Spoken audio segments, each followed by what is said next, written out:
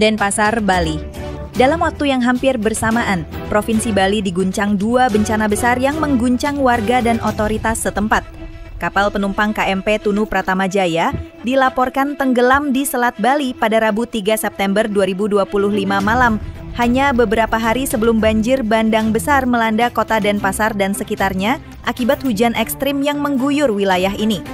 Peristiwa tenggelamnya KMP Tunu Pratama Jaya terjadi sekitar pukul 23.35 WIB saat kapal tengah berlayar dari Pelabuhan Ketapang Banyuwangi menuju Pelabuhan Gilimanuk, Bali. Kapal yang membawa 65 orang, terdiri dari 53 penumpang dan 12 awak kapal, mengalami kebocoran di ruang mesin yang diduga menjadi penyebab utama kecelakaan. Menurut laporan dari Basarnas Bali, proses evakuasi sempat mengalami hambatan akibat cuaca buruk dan tinggi gelombang laut yang mencapai lebih dari 2 meter. Operasi pencarian yang melibatkan unsur SAR gabungan dari Basarnas, TNI AL, dan Polairut dilakukan secara intensif. Hingga saat ini, kami telah berhasil mengevakuasi puluhan korban selamat. Namun masih ada beberapa penumpang yang dinyatakan hilang, ujar Kepala Basarnas Bali dalam konferensi pers Kamis 4 September. Data terakhir mencatat 30 orang selamat, 8 orang meninggal dunia, dan sisanya masih dalam pencarian. Pemerintah tengah melakukan investigasi untuk mengetahui penyebab pasti tenggelamnya kapal, termasuk kemungkinan adanya kelalaian operasional atau kerusakan teknis. Belum selesai duka akibat tragedi laut, bencana lain menghantam Bali. Pada Rabu 10 September dini hari, hujan lebat dengan intensitas ekstrim menyebabkan banjir bandang yang melanda berbagai wilayah di kota Denpasar dan Kabupaten Badung. Hujan tercatat mencapai 245,5 mm dalam 24 jam, jauh di atas ambang batas normal, memicu meluapnya Sungai Tukat Badung dan anak-anak sungainya. Menurut data dari BPBD Provinsi Bali, sedikitnya 14 orang dilaporkan meninggal dunia, dengan 2 orang masih dalam proses pencarian. Ratusan rumah terendam, puluhan kendaraan terseret arus, dan infrastruktur jalan serta jembatan mengalami kerusakan. Kami sudah membuka pintu dam sejak pukul 1 waktu Indonesia Tengah. Namun curah hujan di hulu sangat tinggi, sehingga menyebabkan volume air naik drastis, ujar Wakil Wali Kota Denpasar, merespons dugaan keterlambatan pengelolaan aliran air.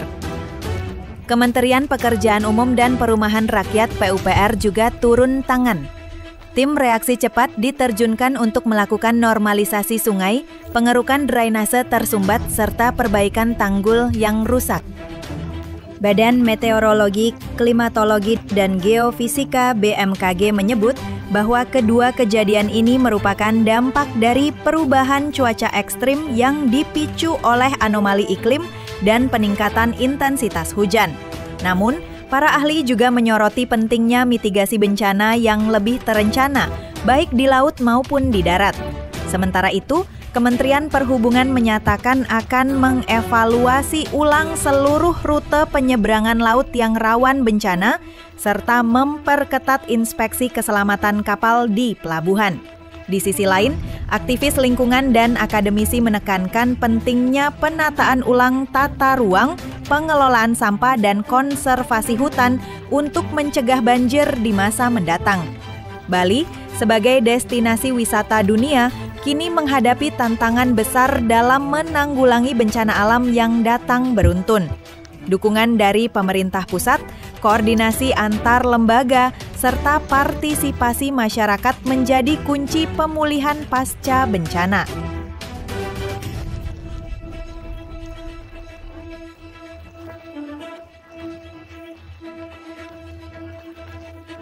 Pemerintah daerah mengimbau masyarakat untuk tetap waspada terhadap potensi bencana susulan dan mengikuti informasi resmi dari BMKG, BPBD, serta pihak terkait lainnya. Kami berduka cita mendalam atas korban jiwa dan kerugian yang terjadi.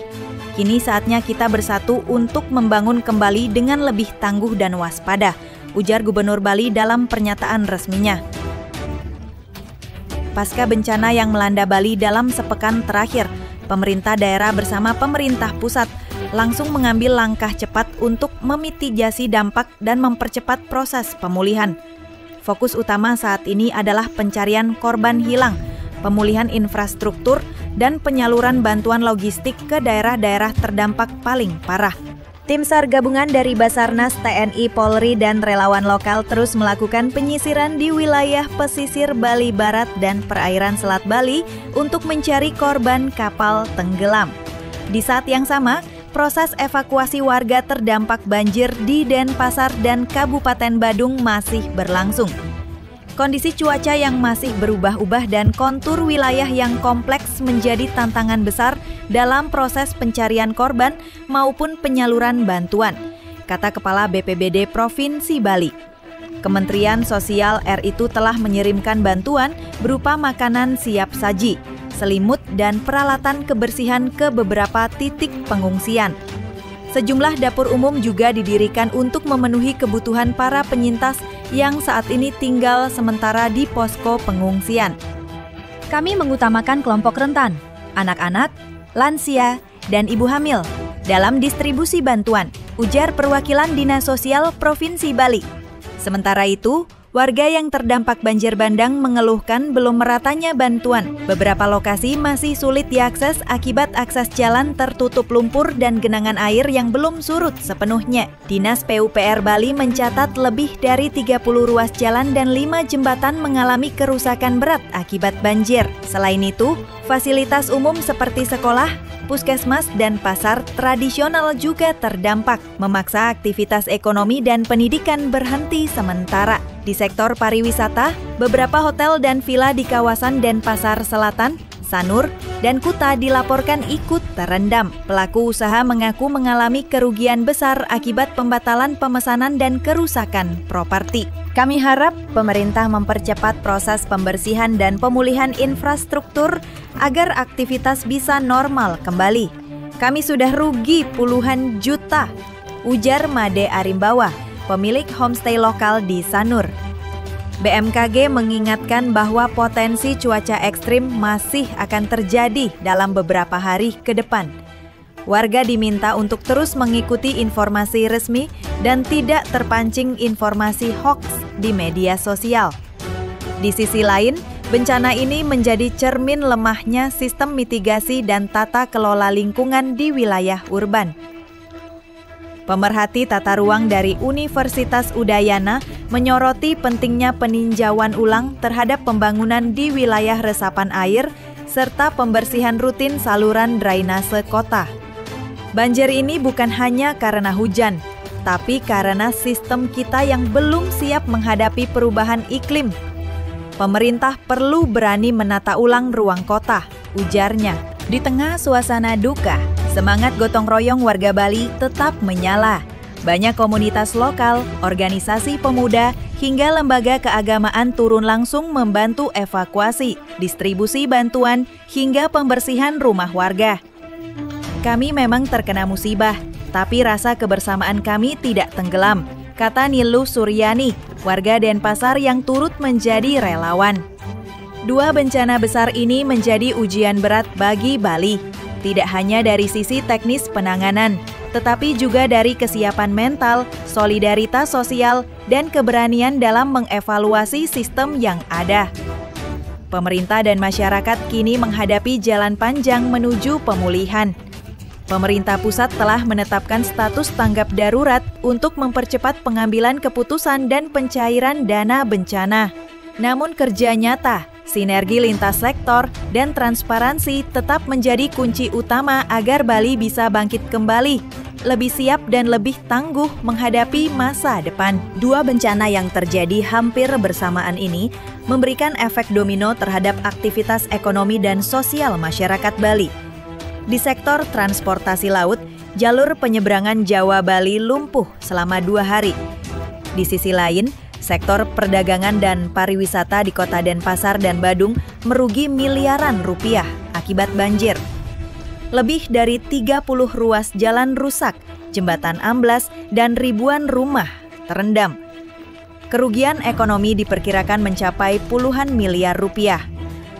Berbagai pihak, mulai dari Kementerian Perhubungan, BEPB, hingga akademisi lokal menyuarakan perlunya evaluasi menyeluruh terhadap sistem keselamatan laut dan pengelolaan lingkungan perkotaan. Meski diterpa duka beruntun, warga Bali menunjukkan ketangguhan luar biasa. Komunitas adat, relawan muda, dan organisasi sosial bergerak cepat membantu proses evakuasi, membersihkan puing, dan mendistribusikan bantuan. Dua bencana dalam waktu berdekatan menjadi pengingat keras bahwa Bali, meskipun dikenal indah dan ramai, juga rentan terhadap bencana alam dan kecelakaan transportasi.